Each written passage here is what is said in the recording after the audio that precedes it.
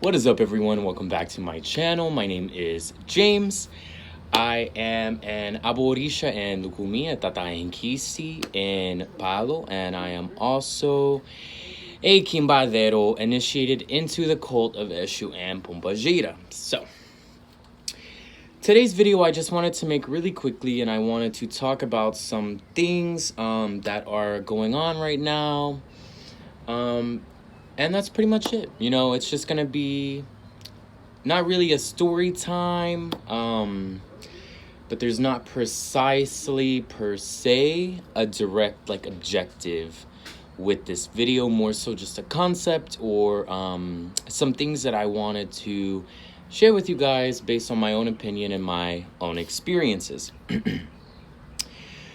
So, one of the things that I wanted to talk about is maintaining your spirituality in times of crisis, or when things are going on or things are challenging you. There are often many times throughout life itself, the course of a human life, when things just don't, exactly go as smoothly as we would like them to go. With that being said, we just moved in to a new home, and we are having, just a few minor little things here and there, but they are very frustrating. It is very frustrating. We live in North Florida. It's very hot here. And so right now we are just trying to do our best to keep ourselves together, to keep our composure, to keep our Ache flowing, and things really heading into the direction that we want them to be going into. So, oh God. All right, so it's been about 5 days now that we've been in our new home. And the move itself was very stressful. And it was very hard. There's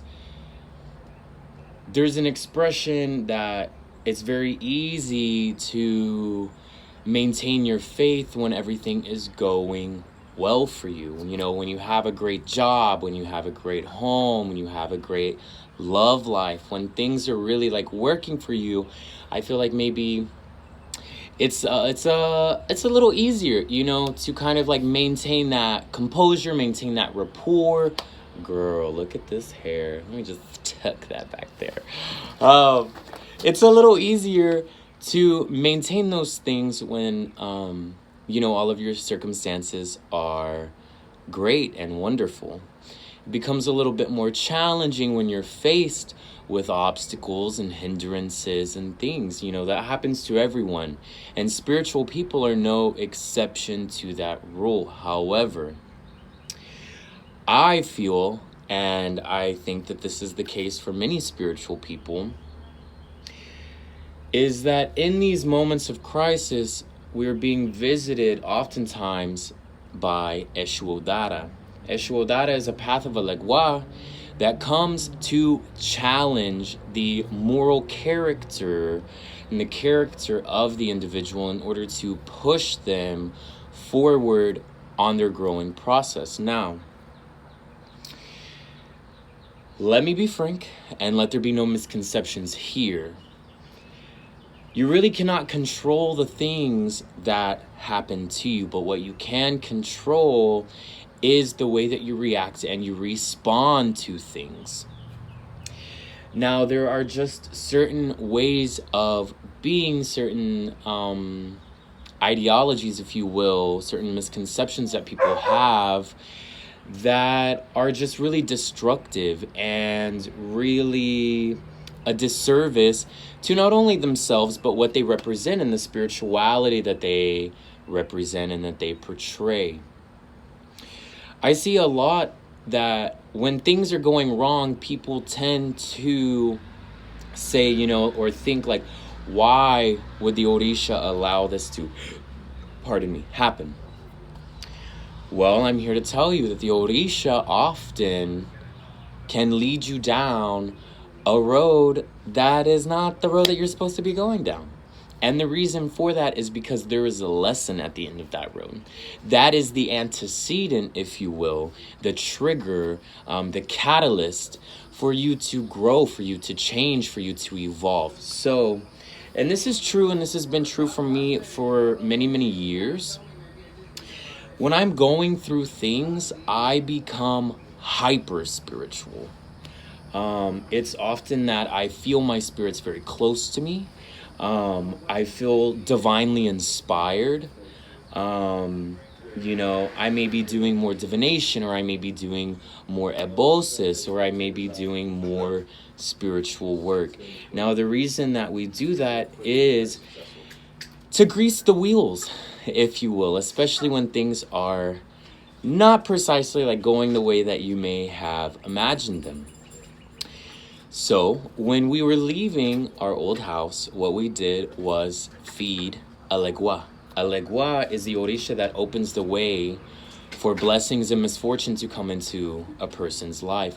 So as a preemptive measure, if you will, we really went into that as an Ebol with Alegua and fed Alegua so that his blessing would be upon us, upon our home, so that we can maintain like our calm, our cool-headedness, our sense of composure, our sense of integrity. It's very easy when things are going wrong to blame someone or to lash out or to take out your anger on someone when really it may not be that person that has done anything. It's just the situation that is very frustrating. And I think that's a very important part of the entire journey that you have to realize is that you as a single person, maybe like you cannot overcome or you cannot deal with something, okay? But you're not alone. You're not one person. You are one person with all of heaven inside of you, all of the cosmos inside of you. The universe flows within and without of you at all times. And I feel like, it's these moments when we're being challenged, when our faith is being challenged, when our spirituality is being challenged. And I see this as kind of like a pitfall of a lot of people where, maybe you get burned by someone in the religion or in a spiritual practice or in a tradition and you begin to equate that person's bad behavior with the Orisha. And that is just not okay. It's not kosher, and it's definitely not appropriate. Because at all times, the Orisha are looking out for you. They want your well-being at all times. But we, of course, as human beings, have free will. And within free will, you have the power to choose what path you walk down. The manner by which you respond to things, the manner by which you internalize something, and the impact or the influence that you allow that thing to have on your life and on your mindset and on your mental, emotional, spiritual, physical well-being. So in these times of crisis, my advice that I take and that I try and give to people is lean on your Orisha in that moment. If you're drowning, Alegua will be the stone that you stand on that keeps your head above the water. That is not to say that the Orishas every single time with everything that you put to them will solve all of your problems instantaneously. I mean, that would be, fantastic and wonderful. But in the physical realm, in this realm, we have work to do for myself, for you, for my partner. We all have personal work that we must do within ourselves.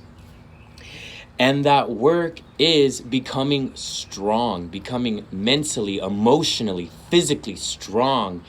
So that way when things come to weather you, you're not destroyed. When things come to distract you, you're focused. When things come to hinder your path and your progression on your spiritual journey, you push through those things. All right. That's really all that I have for you guys today. That's really what was on my heart today. Again, it's been a little uncomfortable these past few days. We are coming into the height of summer, as I'm sure most of the United States, the southern part of the United States, is experiencing some pretty hot temperatures. We have some tumultuous weather that is coming in with the winds. So, with all that being said, I'm not sure what you guys may be going through at this moment, but I did want to take this moment to pray for you, to pray for myself. Alegua mi Padre, I ask that you open all of the ways for your children, mi Padre, that you bring blessings into their lives, that you develop their character, that you develop their discernment, Alegua. He who rules the feet, he who rules the tongue. May you develop our character, Alegua, so that we do not destroy you with our hands what we create. I hope that this message finds you well wherever it is that you are. Many, many, many blessings, and I hope that you are having a wonderful Tuesday.